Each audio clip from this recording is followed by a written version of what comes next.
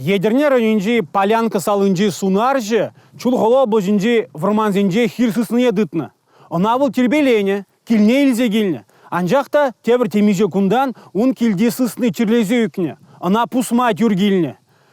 Вол шур сысныне Мария Республикинжи тванзине гайзабана. Телее ку вренюкына. Кунда илне пүлюбе усталық ингек 80-90 пулышмалла. Врене пулзанда ергене ширип пығынмалла. Пурде хазен тевишне тулын бурнышлаще. Шул жинже сынавба пропустада карантин пунктизем ергелене. Унда шлегензем хрушлық зоныне кереген да туғаган техникана дезинфекциялеще, сысназине взенешкагайне илзе тухманыне тимлеще.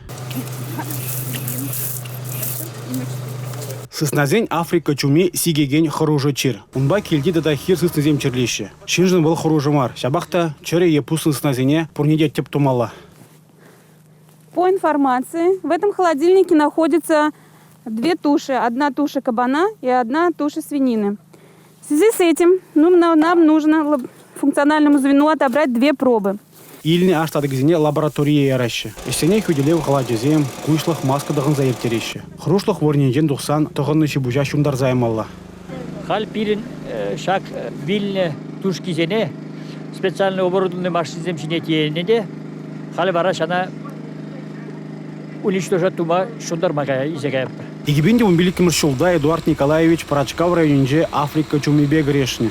Сысназене уколдуза влиярне илзе тухса шундарма азатны. Кайран дезинфекция жүзене худшына азайлет бол. Осталыға вренюле туптазан кайран ингекпе грешме дада анзатрах пулать, палардать булех тухтары. Африка чумне Чаваш республикинже кыжалда дупны. Мургаш шайынже тури банкли ялжы выкинже сунаржезем тытны хир сыснын шак чир булне балартны. Республикари район хулара бурнаганзен тимлиге жугатмаламар. Уйрымах чулгула Самар облажзембе, Мари туда республики зембе Кюржиле районзен.